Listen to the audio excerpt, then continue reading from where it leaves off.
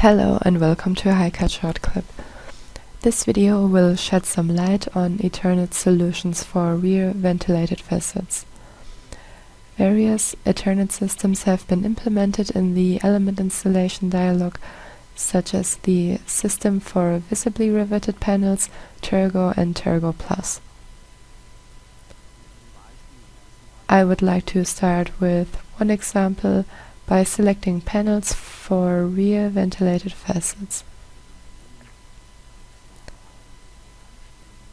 The dialog allows us to enter various options such as semi-finished products for the panels or standard parts for the rivets and rivet sleeves. Symbols for the processing and routing directions are adjustable. They can be chosen from the catalog, but also maximum and minimum distances for the rivets can be changed.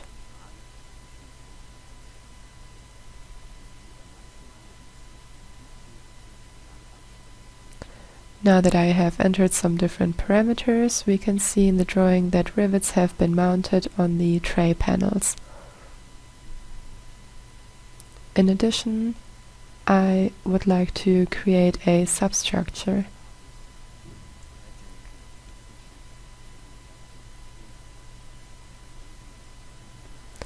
Here we first select GIP-L beams and T-beams in the joint area, as these contain fixing options for panels on both sides of the joint.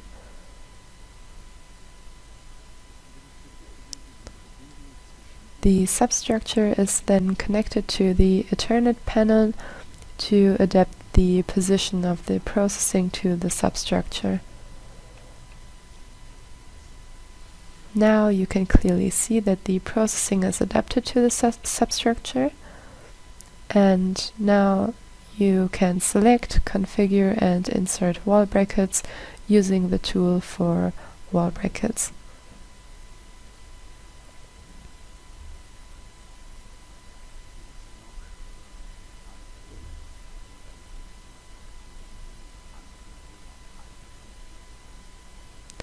In the dialog, the wall and roof layers, the substructure, as well as the brackets for fixing and sliding points are requested.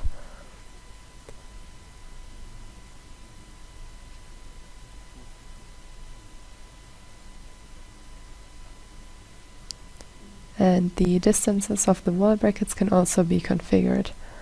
These values can either be entered manually or directly from the drawing.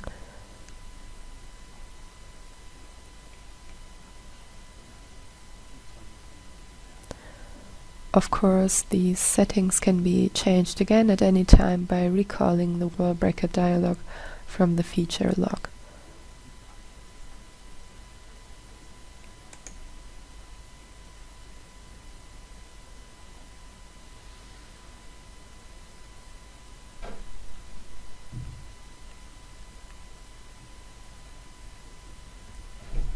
In the next example, we will show which settings can be made for the Eternit Tergo system.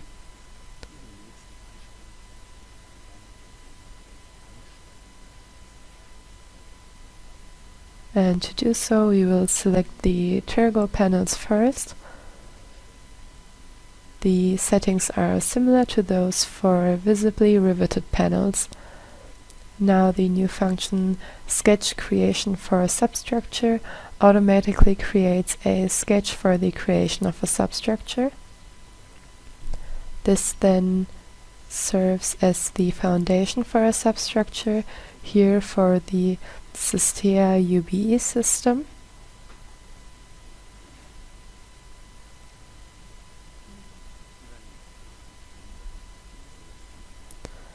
And this ensures that the substructure corresponds to the rivet spacing of the Eternit plates, which are usually obtained from static calculations.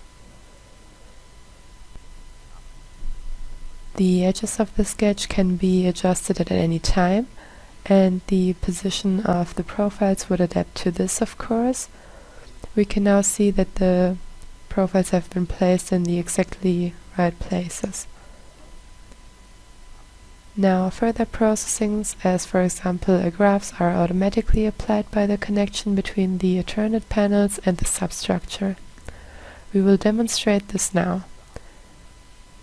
If we create a small sectional view here, we can clearly see that not only the graphs were created, but also undercut dowels and undercuts.